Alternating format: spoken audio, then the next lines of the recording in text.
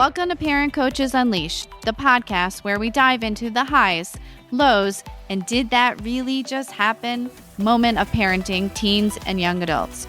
We're Carrie and Jessica, parent coaches, mythbusters, and occasional referees in the battle of hormones versus common sense. If you've ever wondered, is this just happening to me? You're not alone. We are here to help you with real talk, expert advice, and hopefully a few laughs along the way. Need more support? We also offer private coaching, workshops, and speaking engagements because sometimes even parents don't have all the answers. So continue listening as we tackle this parenting journey together.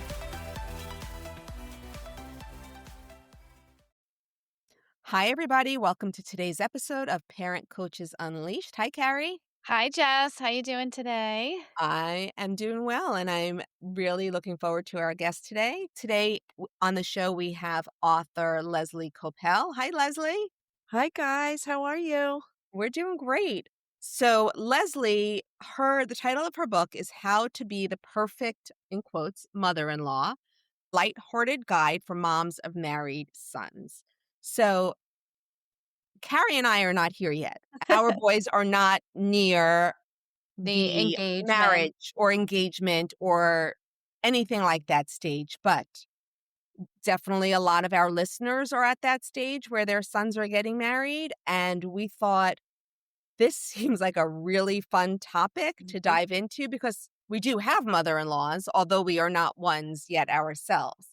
So, Lesley, first question, what led you here? How did this book come to be? Okay, so first, I want to rewind and just say it's never too soon to start.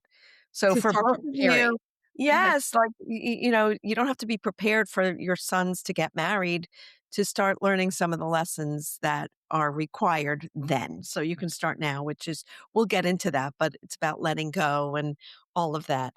But Yeah, how do we get into it? Yeah. Okay, Um, so then how did the book come to be for you? okay, so I am now a mother-in-law to two. And so people assume that it came from that, and I need to state clearly it did not. Okay. I'm a therapist and I have a private practice, and I was seeing in my private practice both sides. I was seeing the mother-in-law who came in and was so upset that she was losing access to her son or didn't get to see her grandchildren as much and was not getting along with her daughter-in-law. And then I was seeing the daughter-in-law coming in and saying, I don't know what to do. I'm newly married and my mother-in-law is like overbearing and she's telling me I'm doing things wrong and inserting herself. And so I saw both sides and I thought, we got to fix this. Mm-hmm. So I did not have a book in mind, is I ran a seminar with a colleague of mine and it was how to be the perfect mother-in-law. And I came up with an entire syllabus of what I wanted to cover. And I had 25 women, maybe 30 women in a room. And it became very clear. The women were laughing, they were crying. And it was a very powerful, amazing seminar. And afterwards, almost every single person reached out to me asking for my notes. So I gave them this amazing syllabus I had created. And then they said, this is so good, you've got to turn it into a book. Mm-hmm.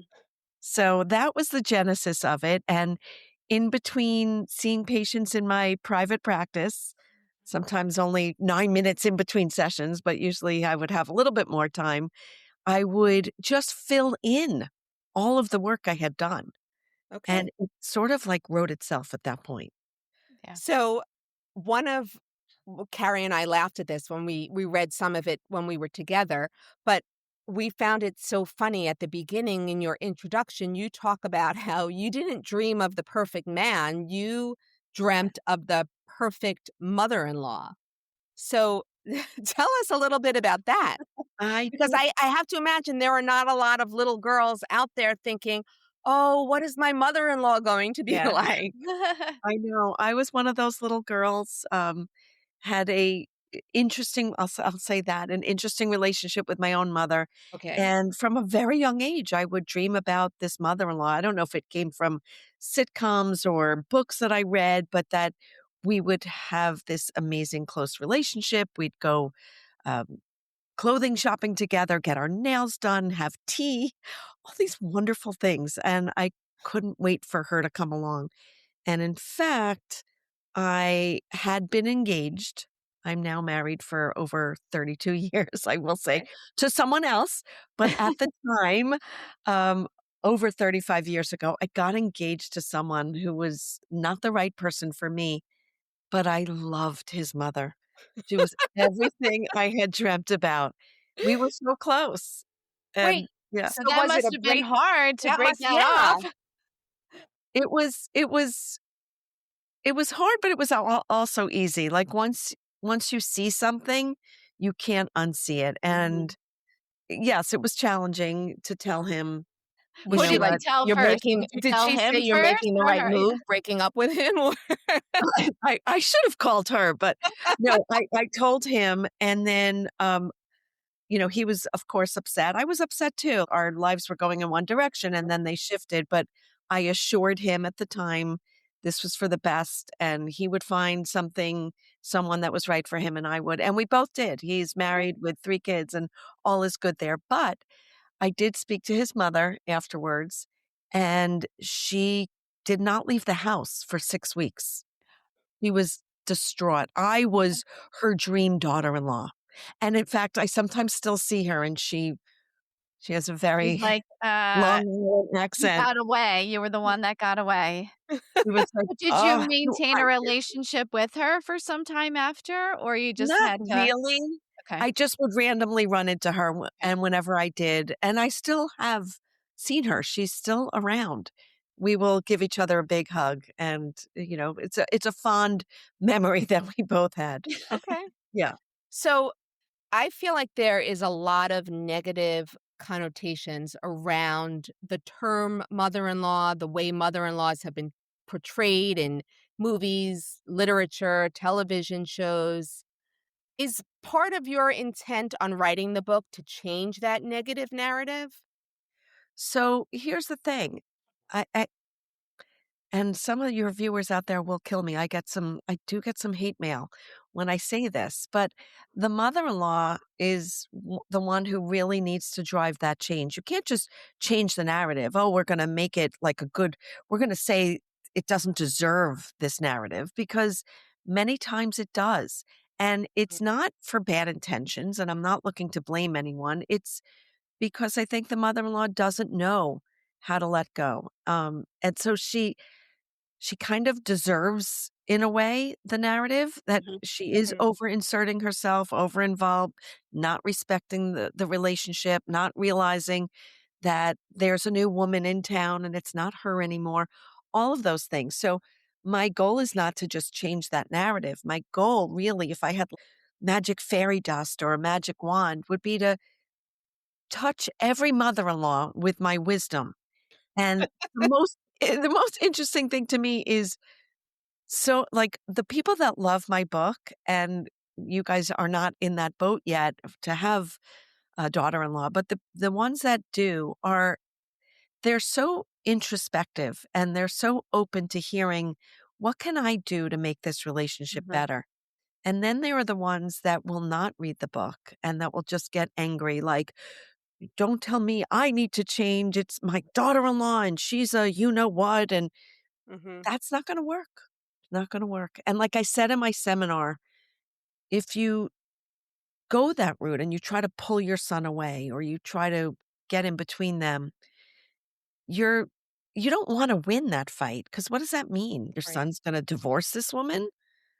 That's no good. right, So you don't wanna win in that regard. You wanna right, win by looking inside yourself and saying, "What am I doing wrong? What can I fix?" And It it I'm not saying the daughter-in-law is perfect, and my daughters-in-law are, in case they're watching or listening, but, it doesn't mean that they always are. I mean, people are people. They're gonna right. do things Yeah, that we're gonna make mistakes and say the wrong things and have to apologize, Exactly. um but that's I think your book was so helpful just in terms of any relationship Yes. that you go into new.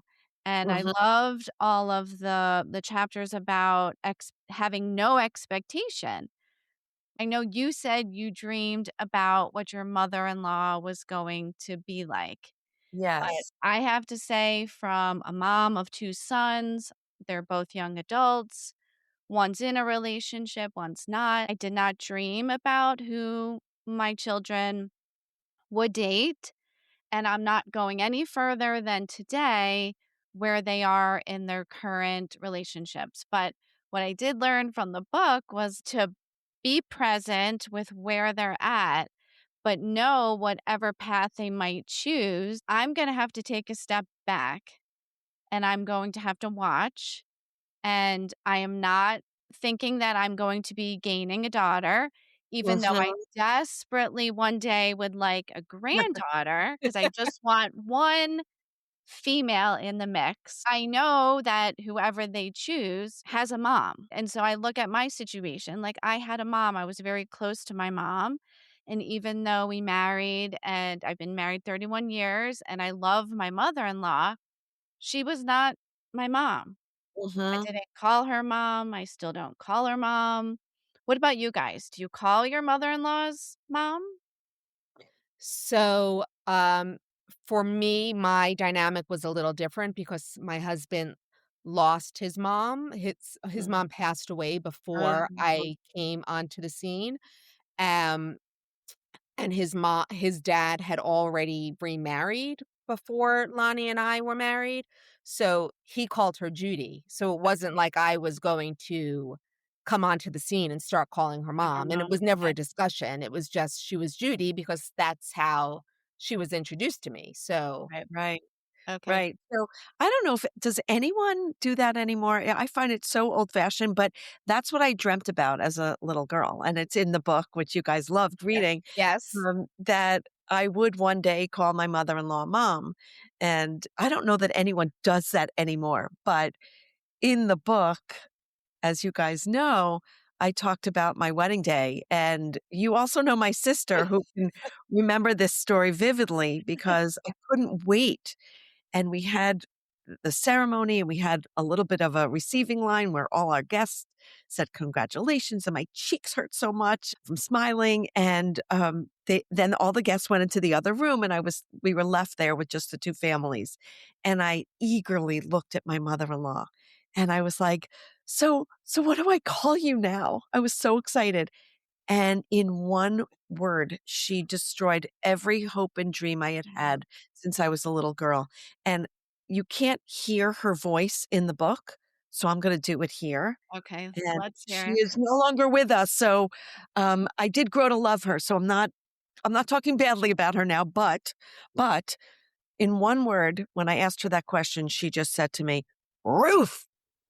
Oh, And I ran to the bathroom, my sister holding the train of my dress. I was sobbing.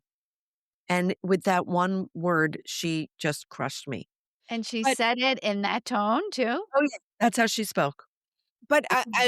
was that really that much of a shock to you? Because you knew her beforehand. You obviously had interactions beforehand. You saw what her personality was like. Was Yeah, it really that much of a I surprise? guess it was. I didn't see the little red flags that were all over that she was never gonna let me go. And in fact, we still laugh about this, my husband and I, because she used to send us, let's say, a Valentine's card or an anniversary card, and she would sign it, "Love Mom/Ruth." And I would say, like, "Really? Like, I know who she is. She could just say mom. It's No. okay." But she She wouldn't. wasn't giving you anything. No. She Did she wasn't. And ever did she ever give up? Did she ever? When she nope, got she never older? gave up. No? But I will say that I did develop a very loving, close relationship with my mother-in-law. It was about me getting rid of my expectations. Mhm. So it wasn't the one I dreamt about, but it was one of mutual respect and admiration. And it really did turn into something wonderful, but never warm and fuzzy. And in fact, before she passed away, maybe a year before she passed away, I relayed this story. I finally had the courage to tell her what she did to me on my wedding day. And she did not miss a beat when I said, you told me to call you Ruth." She looked at me and she said, "Well, at least I didn't say Mrs. Koeppel." Uh, And I said, she- "Touche. Okay." yep, It there we just seems go. like she was a force. Yeah. Other than the name, what type of mother-in-law was she to you? And did she meet your expectations of your vision in other ways? Not entirely, Mhm. but it was about me accepting, like, what she was capable of. She Right. gave as much as she was capable, and she was very generous with certain things, but not generous in her love or demonstration of that, even to my husband or to my kids. She was good, but she wasn't what I would have loved, but that's You okay. it sounds like what you were looking for was warm and fuzzy, and that was not who Correct. she I was. never got warm and fuzzy, but I'm warm and fuzzy with my 3 kids and warm and fuzzy with my 2 daughters-in-law. So yeah. So, for me, one of the major themes of your book was listening more than talking. You need to be a good listener rather than always talking about what you want or what your Mhm. expectations would be. Is that something you've noticed from practicing your mother-in-law skills or being I in your practice, or where does that come from for you? I think it comes from my practice and just, knowing that nobody wants to. I mean, look, here I am on your podcast just talking away, but Well, that's what we do here. that's what you We do. are practicing our active listening skills, so Okay. we are learning. Well, you're doing really well, because mostly nobody really wants to hear someone else. It's not just being a mother-in-law. We go through life quite often not feeling acknowledged for who we are, what we're feeling, what our thoughts are. So to have someone just recognize that is priceless. Mhm. So in any relationship, it's not just the mother-in-law one. But yes, it's important, I think, not to assert yourself. Really listen and see what they want. That's in the book too. Not every daughter-in-law is going to want warm and fuzzy. Right. Mhm. And Well, I wanted to ask you about that actually because something you said in the book was sit down, have a conversation with your Mhm. daughter-in-law, tell her what her expectations are from of the relationship, how can you best support her? But what if you're talking with your future daughter-in-law who does not have those communication skills yet? Like what if she can't articulate what it is she wants, how do you best support her in that? What if she looks at you and says, "What? No one's Right. ever spoken to me that way before. What do you mean, what do I want this relationship to look like?" Well, What I'll tell you something funny because it's not just with a daughter-in-law. I go through life, I'm that person. My husband calls me the can opener. I, like, will ask one question and someone starts crying and, they feel validated. So that's just my style. They feel like they've stepped into your office and are now laying down on the couch, right? Exactly, exactly. So I do have to be careful. I don't wanna therapize anyone, and particularly my daughter-in-law or both of my daughters-in-law. Um, they most people don't have that skill. So we have to start with that as an understanding. And I may not get it back in the way I want to, but I have to keep my ears and my eyes open to what they want because if they can't articulate it, but I call and say, "What are you guys doing on Sunday? I'd love to see you." And I get back, "That sounds great. We'll get back to you." And maybe they don't get back to me, Mhm. which I'm just going to say that doesn't happen. I don't do that, but I'm just using But I'm that as sure it an does happen for some For people, some so that yeah, they won't get back to well, them. there's your sign. Yeah. You don't need the actual words. You have to just say clearly, and you can't take it personally. Maybe they have plans. Maybe they want to form their own tradition on Sunday and do a husband wife brunch and they don't want their mother in law involved. That's okay. It's more than okay. Mhm. I think some of our listeners might say, "How do you not take that personally?" Like, how or maybe they might think that, but maybe a better question is, how can you express to your daughter-in-law and your son that you would like to see them? Or can you? Or is it they are telling you, "We don't wanna see you now." Like, what happens there? What happen Listen, there's so many things to cover, but one of them, and I'm switching gears here for a second, but you cover this whole chapter on the mourning the loss of your son. That's one part. You're mourning the loss of your son, but if you do want to have a relationship with your obviously still with your son and his now wife, how do you manage that if you're not getting those vibes back from them that they do want to see you? Okay, so like you said, it's two-part, and the most important part of what you asked or noticed was the grief and the mourning. And if you don't see it as that, and I'll get into that in a second, but if you don't see it as that, you're constantly going to be fighting against that. I don't want to lose my son. I don't want to lose my son. I'm going to call him. I'm going to call him. And that's going to backfire. Yeah. So, really, the first step is seeing this as a loss. Now, for anyone out there who's really lost a child, this is way different. Mhm. I don't want to compare the two at all. Thank you for saying that. Yes, because I think it's really important to know that. So, other than that, when your son gets married, you lose the child that he once was to you. You lose that relationship. He's not your little boy anymore. And hopefully, and you guys can benefit from this, you start to realize this as they grow up. They're not your little boy anymore. You don't have to completely let them go yet. But when they get married, you really have to grieve that. It's very sad. There are times I might sit alone and get a little sniffly and say, I I'm miss that. getting teary-eyed when you're just saying it, and I'm not anywhere near Yeah. that stage, but Yeah. I can feel it. But don't you think that we sometimes see a little like, there is a little taste of it when they start dating and they're dating someone seriously, and you notice they're calling less. It's not all of a sudden one day it's they're sitting on your lap and the next day nothing, right? Well, So it there's like a shouldn't be. progression. Right, Carrie, it shouldn't be. That's the Okay. thing. So for where you are right now, if they're calling less, that's great. You can acknowledge it to yourself. Oh, it's so sad. They don't call me all the Yeah. time. They don't want my advice. They're asking her and not Uh-huh. me. But that's the time to, like, start your morning, Mhm. because if you don't and you guilt your son, "You're calling me less. I want you to call me." You're not letting him go, and you're not doing him a favor, and you're really hurting yourself. Mm. So Yeah. start now.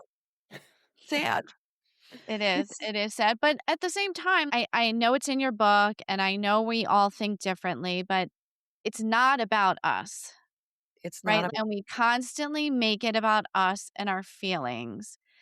And if you think about it, we work so hard as parents to raise independent adults. And this Mhm, is just the next stage. So I'm wondering, is there a way that we can prepare ourselves or remind ourselves, like, celebrate, like, this is a good thing. This is yes. a good thing when they've launched to the next stage, and now, you could see they wanna move on. They want to have their own family. Mhm. How do other than talking to ourselves or talking to a therapist or preparing for it, is there anything else we could do to remind ourselves this is a good thing? And Yeah, not I think feel talk so to sad yourself about it. I think talking to yourself is great. Like, have a mantra. Think about it. Your goal with having a son or a daughter, but we'll focus on the son here. Your goal is to prepare him to leave you. That's your goal. I mean, do you want him living in your basement? I mean, Yeah. maybe some out there do, but that's kinda creepy. We don't really want that, Right. right? So our goal, that's what we strive for. Mhm. And yet when it happens, some of us are like, "Whoa, I don't want that." I want him back in my fold. Yeah. I'm curious if this comes up for you in your practice when you started by saying you have the mother-in-laws coming in. Is it something that happens often where the mother-in-law feels they're spending so much time with her family and not enough time with Mhm. us? And how do you advise a mother-in-law to handle that? 99% of of this issue is about that. And Okay. about the holiday times, splitting, Right, where do we go? right. But it's always, and in fact, I have an Instagram, ask.leslie, where I posted a video about that, and I got a lot of love, but I got a lot of hate Yeah. too. Look, I have 2 sons and a daughter, and there's that old expression, which it shouldn't be this way, but I don't like to use the word should, but it's a daughter is a daughter for life, a son is a son until he takes a wife. Have you heard that? I don't Yes. like that. I I have 2 sons and a daughter also. Nobody likes that. Yeah. So hard. It's really, really hard. Like, no one said it's easy, but you don't wanna play that tug of war game because if you do, again, you're gonna lose it, number Mhm. 1. Think about their pillow talk. You think the wife is gonna say, "I wanna go to that Sure. I wanna go to your mom's house because she makes me feel so welcome." No. So, think about that, and it doesn't mean that you're saying goodbye, but there is I don't know if it's probably cultural because I don't think it's in every culture, that in the new family that they do gravitate more to the girl's mother.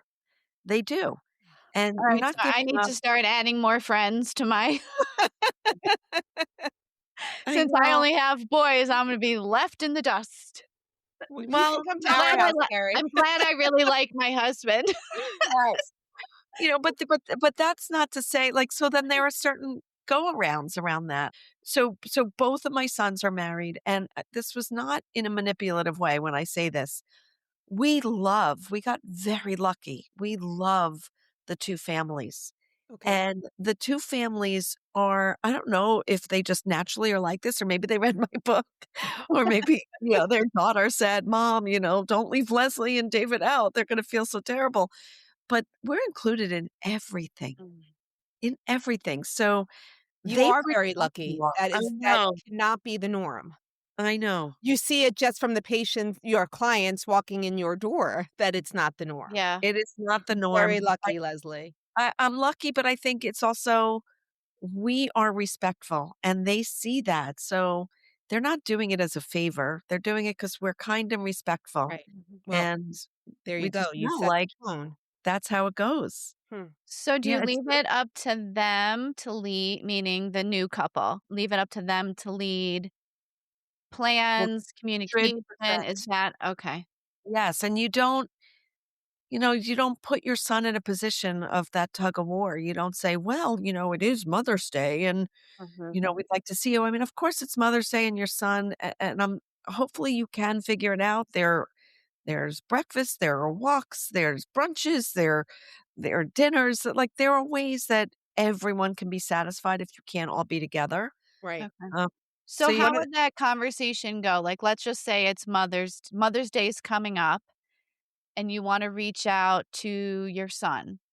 okay, What so I what just should I you say? I just had this with my son Okay. yesterday, and it wasn't with guilt, and it was my daughter-in-law was there too, and, you know, maybe they got lucky that they have a wedding on Mother's Day. I said I didn't know about this wedding, and I had them both together yesterday. And I said, I know like this gets more and more complicated each year because my other son got married a month ago. But I was talking to the one that's been married almost 2 years, whose wife is pregnant. My daughter in law is pregnant. Oh, And Congratulations. thank you. And I said, guys, I don't know what the story is, what your plans are. What are you thinking for Mother's Day? That's it. Okay. That's what I did. Now they said, oh my goodness, I can't believe it. We have this wedding. But if they had said something else like, "Oh, we are gonna be with her parents for dinner. Maybe we can see you during the day," like, that's what we would do, Mhm. but it gets more and more complicated. In fact, that's a chapter that's missing in my book that I didn't realize because I again, did not base it on my personal life. I Mhm. based it on my practice, and I was hearing the one-to-one scenario. But I have 2 daughters-in-law now, and I will have a son-in-law in a year. Oh, wow. So, yeah, so another chapter is, Mhm. okay, it's not just 1 daughter-in-law. What do you do when you have 2? And Right. it or 3. Mhm. It exponentially gets more and more complicated. Huh. That is very interesting. I remember seeing a social media clip about not getting caught in the tug of war, trying to make the process as smooth as you possibly can for your kids, not to cause more friction. And let's just say you want to celebrate Mother's Day. Well, if they're with their spouse's mother, Mother's Day doesn't have to be on the Sunday. It could be on the Saturday or it could be on the Monday for dinner. You have to be flexible in your thinking. I love that. That's absolutely right, and we put so much emphasis on these, I don't know, Hallmark say holidays Hallmark or holidays, but, yeah, I think it's really wrong, and to me, every day is Mother's Day, like, seriously, any chance I get to spend with one of my kids is a special moment, and I think, Carrie, you said it, it's not all about us anymore, Right. like, give that up. I mean, Yeah. you guys it still can be about you. You still can get the sweet little cards and letters for Mother's Day, but at Sure. some point, whether it's Mother's Day or another day, it's not Mhm. all about you anymore. And I'm quite often interviewed about the wedding process where that really becomes evident. Uh-huh. Sorry, Victoria. You know who I'm talking about. Sorry, Victoria, it's not about you. Right. It's about your son and your daughter. It's about your daughter-in-law. This is her moment. Step Yeah. out of the spotlight. So that's hard for some people to do. I'm sure. Yeah. I'm sure it is. We also there was another clip that Carrie and I actually spoke about where I think Josh Howerton is a pastor and he said something, I'm not quoting, he said, you're not, and I think Carrie, you mentioned this before too, you're not gaining a daughter, you're actually losing a son, Yeah. and they're starting their own immediate family together. You are Mhm. no longer their immediate family, you're their wife or their You spouse. become their extended family. Right, I but just that did to it. me, not being there yet and thinking about it like that was like, Huh, that sounds so sca but Mhm. that's what you want for them, like we said that's what you before, want from you them. you want them to have Yeah. their new person, they're starting their family, but thinking about it, that thought process, and like you said, it's a good time to start mourning now. It is. It is. It's so funny that you mentioned that. I didn't see his post, but maybe it was a week or 2 ago on my Instagram. Um, I did a whole thing about that, and I said, "I know I'm gonna get a lot of flack for this," because and even with my own daughters-in-law, I feel like I did get lucky. So emotionally, I gained 2 daughters. I did. But I didn't we can't see it like that because there's something about that expression that you're implicitly trying to say, "Hey, daughter-in-law, follow my traditions. This is my way of doing it. Mm, I gained you." And that's really where we make that mistake. hmm, that's an Yeah, interesting way to look at it, yeah. yeah. There might be listeners here who are already a mother-in-law, already dove in and went with, what how they thought they should proceed with their daughter-in-law, and they're off to a rocky start or it's not going well because they controlled or they tried to force a relationship. But is there a way to undo that, or is there a way to move forward with, okay, you know, I might have gone about this the wrong way, so let's start again? Like, can you give us some advice there for someone who does not have the best relationship right now, but wants to change that going forward between mother-in-law and daughter-in-law? Absolutely, Carrie. I love that question, and I do cover that in a separate chapter in the book, all about like you got off to a rocky start and you don't want that anymore. So if you're listening and you're out there and that's you, And whether it's this dynamic or another, I love what I call a good revisit. It's Mhm. never too late to revisit. And I always like to say it starts with, "Hey, I've been thinking." If you said something that you want to take back, "Hey, I've been thinking about something I said that might have landed wrong." But in this case, if you're a mother-in-law, to have a conversation, and let me have a conversation with your daughter-in-law. Sidebar, let me just say, do not have it with your son. Do not Mm, triangulate. right. Do not go to your son and say, "I want this to be better and she does this," or even if it's taking all the blame, do not put him in that position. That's not the right thing to do. Yeah, don't make It's him a middleman. Yeah, don't at all. It's calling your daughter-in-law, saying, "Let's go for a walk. Let's go for coffee. I have some stuff I want to talk to you about." And this is hard for people to do, but come on, we're grown-ups here. Hopefully, we've gotten this far in life that we can admit when we've added to things that don't go well and say to your daughter-in-law, and again, it's hard, but we may not have gotten off on the best footing. And I really want this relationship to work. But I see that there are things that I have done that might have made that not so possible. So I'm asking for two things. One is I'm apologizing for what I have done to contribute to that not being good or not being as good as it could be.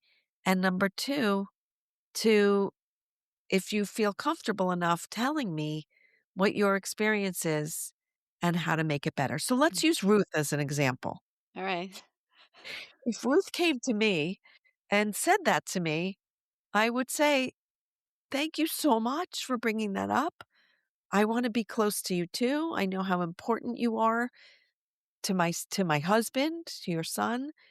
And yeah, sometimes you say things and you think they're funny and maybe other people are laughing, but I'm not. Mhm. I'm not." Here's a great example of that. For some bizarre reason, when I was pregnant with my firstborn, Ruth, my mother-in-law, called my unborn belly baby Egbert. Did you know? Okay. Did you know the sex of the baby? No, Okay. no, Okay. not at this point. All right. She She just would just, point to my belly and say, "Well, what does Egbert want?" And I said to her, "Can you stop that? I don't know what that means, and I don't like it." And she kept doing it until one day I actually exploded, and I looked like a you had a crazy hormonal pregnant moment oh and my just went goodness. off on her? Okay. Sobbing went off like, "I don't know what that means, and why are you calling Did it she say Egbert?" what did it No, mean? no. What it meant, oh, she did tell me what it meant. It's Okay. even worse. Oh gosh. She nicknamed her vacuum cleaner in the '70s Egbert. Do you remember those maybe you don't know, maybe you're too young, but there were vacuum cleaners that the bag Yeah, expanded. Right, expanded. right, No, right, we're right. not too young. We're Oh the my same gosh. age. Yeah, yeah, yeah. So that was Oh, her Egbert, and that was my unborn belly. And oh, sorry so to because your belly was expanding, it was I got it. Oh. and I'm sorry if my son is listening and it wasn't him. And I probably did look like an Egbert. Okay, let's be real, but like But you that was asked her to stop and she didn't, yeah, and exactly. That was really So, bad. But anyway, when he was back to your born, you never point. called him Eggy? He didn't have a nickname? That's terrible. No, he was not Eggy. Oh my goodness. Oh. But back to your point, if she had done that, if she had said that, we could have started anew and it would have been good. So my point being, you gotta suck it up, mothers-in-law. I know it's really hard, but if something isn't going right, it is so easy to blame her, and I'll say it like that, because that's what you're all doing. That's Right. what I hear in my practice. That's what some of these angry responses to my Instagram posts get. But really, maybe partially it's some things that she's doing, but you are mature, you've got the power, you've gotta do better. You've Mhm. gotta see what you're doing and make it better and tell her, maybe part of it is who I am, and I'm gonna work on that, but I wanna do better. Do you think it's okay to say to the daughter-in-law, like, to try to get them to understand from your perspective that, "I love my son," or is that we should just suck it up and talk to our friend or our husband or therapist about it? Should we share those emotional feelings with the daughter-in-law, or no, that's I think not that's something we tricky. should be doing? I think that's tricky because then it comes across as you're guilting them into doing things differently. I mean, I think you have to be careful because when I'm thinking of one of my sons and his wife, and if he were in earshot, he would get so angry, like that I was infantilizing him, like that I still Mhm. wanted to be that little boy. That's Yeah. kind of what you're saying Yeah. by saying that. I do hope, and it's interesting because people have said, "Why did you write this book just for the mother-in-law? Why are you blaming the mother-in-law?" And again, I am not blaming, but I'm going with my audience. Like, I can speak to you, mother-in-law, and you can make these changes. Um, but in doing so, and through the book and through the Instagram, I do have a lot of daughters-in-law that follow me and and say like, I never realized that my mother-in-law was losing her son this way. Mhm. And oh my God, she's not. He's still alive. But they're starting to realize, Right. like, what it means, and, um, both of my daughters-in-law call me to include me on everything, and maybe it's because 'cause they've heard me. I don't know, or maybe they're just wonderful. They are. But that message does get out there to some of the daughters-in-law Okay. that they can yes, it's helpful for them to hear how it's hard for us, like, Yeah. just hear that, but Okay. Okay. we don't wanna be the ones to say it, so Okay. don't say it. Devil's advocate here for a minute. Okay. So you've had this conversation with your daughter-in-law, you apologize, you take all the blame, and you're still not ending up in a relationship that you would like to have with your daughter. There's no closeness. They don't want to see you. Your invitations to spend time together are rebuffed. How do you proceed? How you don't want to lose your son. Can you have a relationship with your son without your daughter-in-law? Like, how does that work? Well, I would first try again. I would. I would say, Okay. we had this conversation. I really wanted to hear what I was doing wrong, and I think I was working on it, and I think I've been better. And yet I still don't have the relationship with you that I would love to have. I'm asking you to be brutally honest. Like, is it something that I'm doing or not doing? Do you need something more from me that I'm not giving? Do you need less from me? Am I doing too much? Because that's also a problem, like Mm. dropping off gifts and I'm gonna buy you this and like that's a little much Right. for some people. Um, so I would try that again, but if it doesn't work, I can't remember which one of you said it, but it's acceptance. Mm, And it's not I'm not talking estrangement, but acceptance that she does not want that close mhm, relationship with you. And it's not let's please people, let's not be black and white. It's like it's not all or nothing Mhm. unless it's an estrangement, which is horrible, which is a whole different topic. But if it's not that, it's not black or white. Um, you don't have to cut them out. They don't have to cut you out. You may just have to accept, I don't have that close relationship with her that I wanted. right. Yeah. We did have a listener that that shared with us her son is getting married. They were high school sweethearts, so they've been in each other's lives for a long time. However, her future daughter-in-law has a very close relationship with her mother and with her aunts, and she does not feel like she has does not have access to her son. She still spends time with her son. She just wants more from her daughter-in-law. Like, she wants to have the closeness. She wants to like, your dream of a mother-in-law is her dream for a daughter-in-law, but she Mhm. feels like her offers of lunch or movies or whatever have not been met because she has so many other mother figures in her life. What Okay. would your advice be to this future mother-in-law?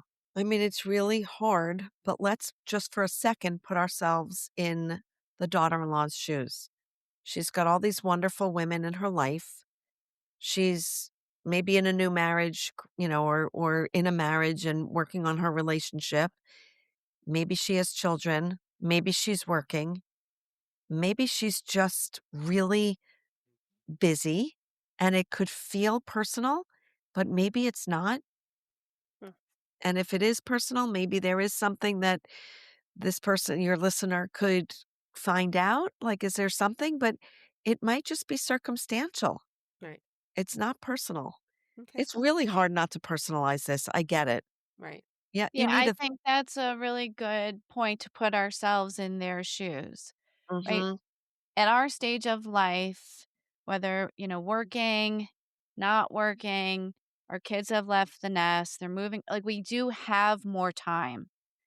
And they're starting out, they're busy with work, this new relationship, their friends, maybe who knows? Maybe having to work a side job for them to be able to afford living and living on their own and maybe save for a house. So it is really hard, right, when we sit where we are because, again, we have this strong desire and need to want to have that relationship and be part of it, but right. it just sounds like she doesn't even have the capacity, right? If I had to go back, um, I don't really think I made time for my mother-in-law, right? Like, unless it was with my husband at a family dinner.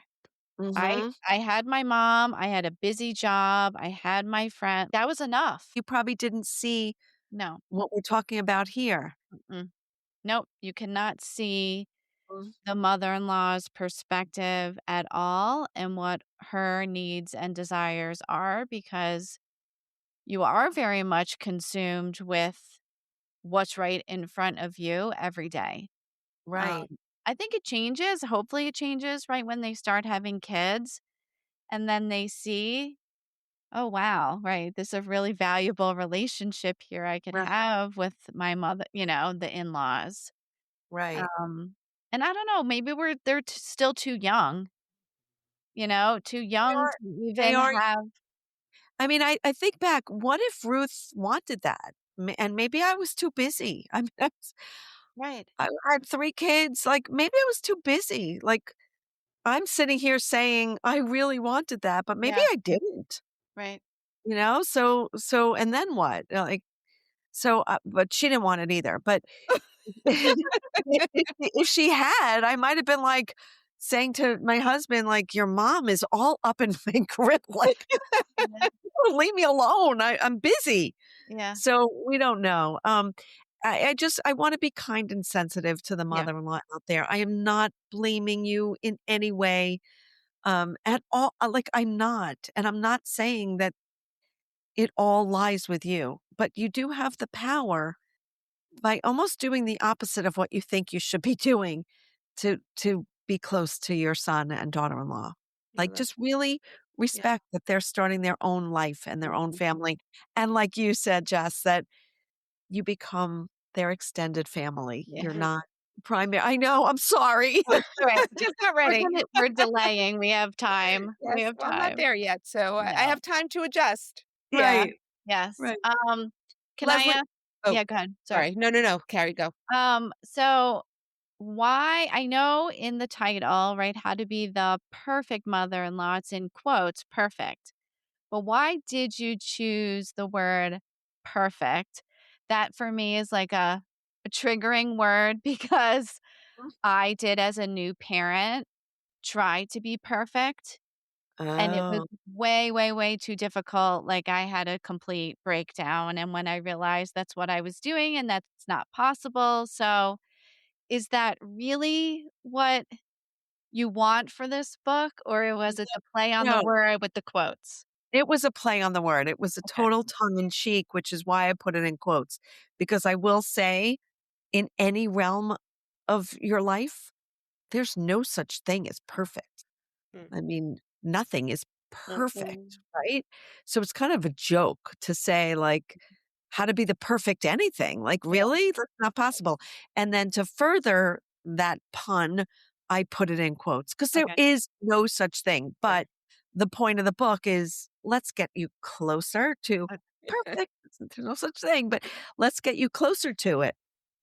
So, Leslie, what's next for you? Is there a grandmother, how to be the perfect grandmother, or will you do anything about being the mother of the bride, or what's next?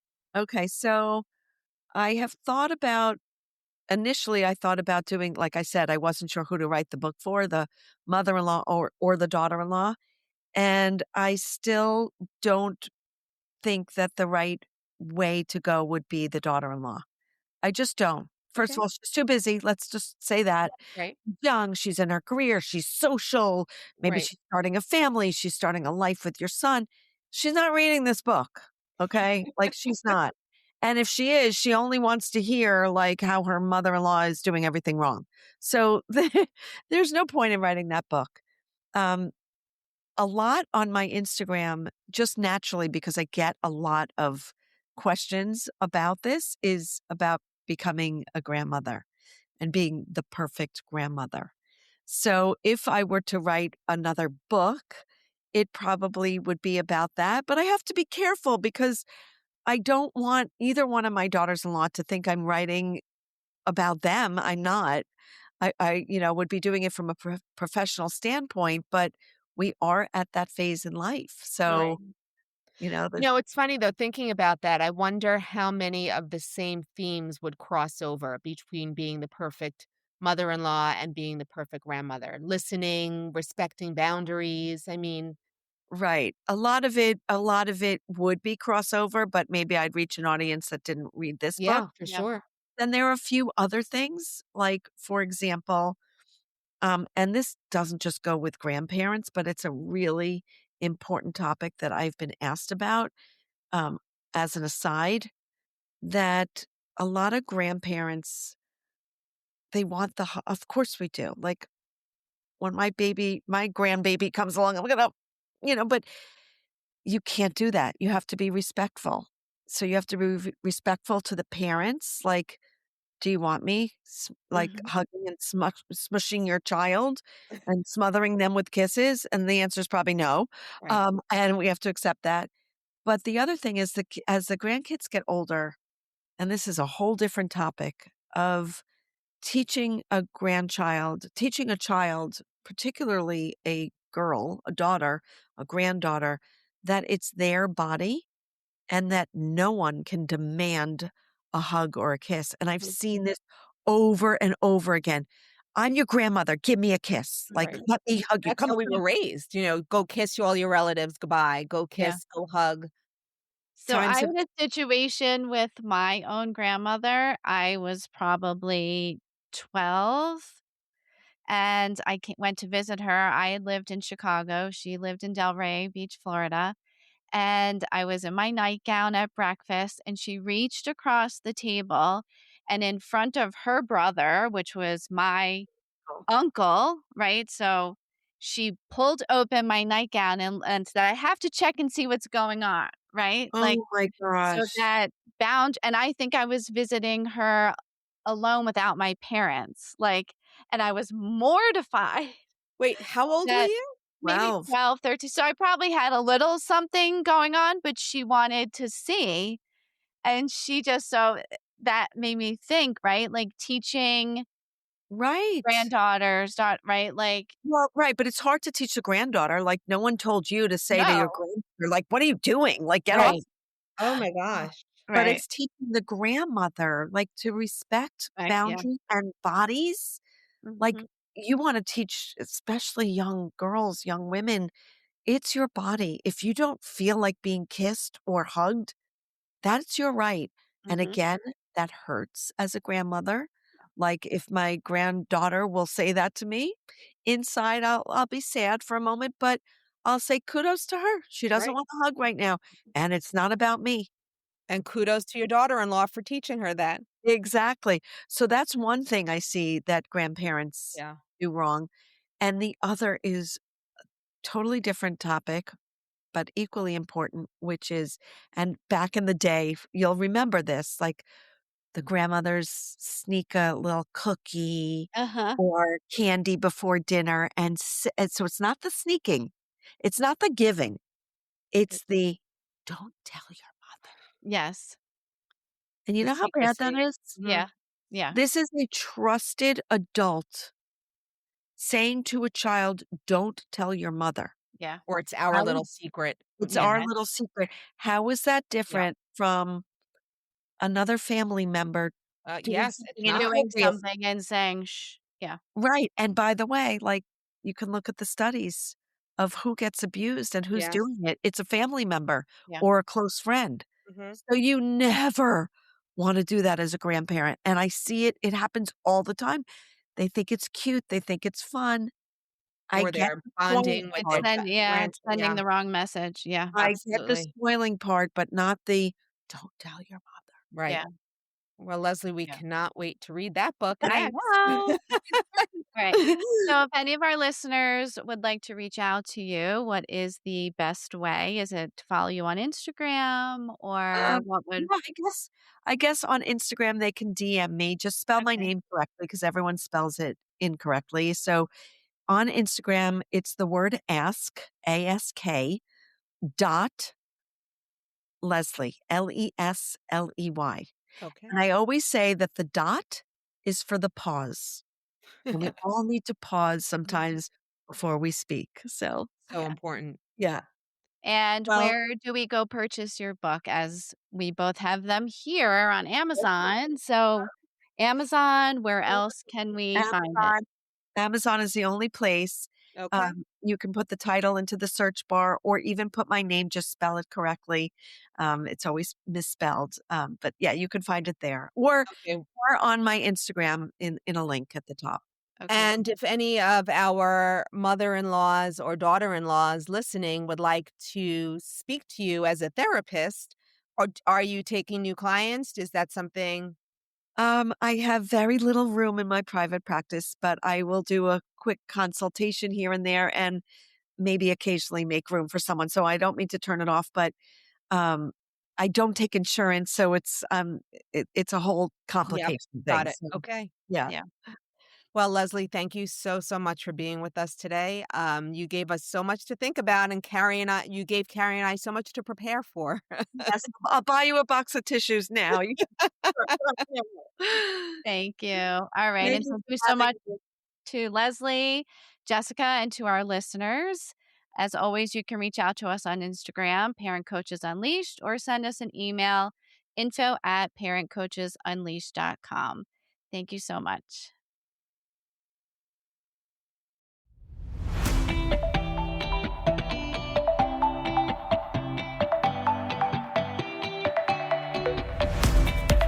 Thank you for listening to this episode of Parent Coaches Unleashed with Carrie and Jessica. Together, we can raise the next generation of independent, capable, and compassionate young adults. We encourage you to send us an email with questions and feedback to info@parentcoachesunleashed.com. Please remember, you are not alone on this parenting journey.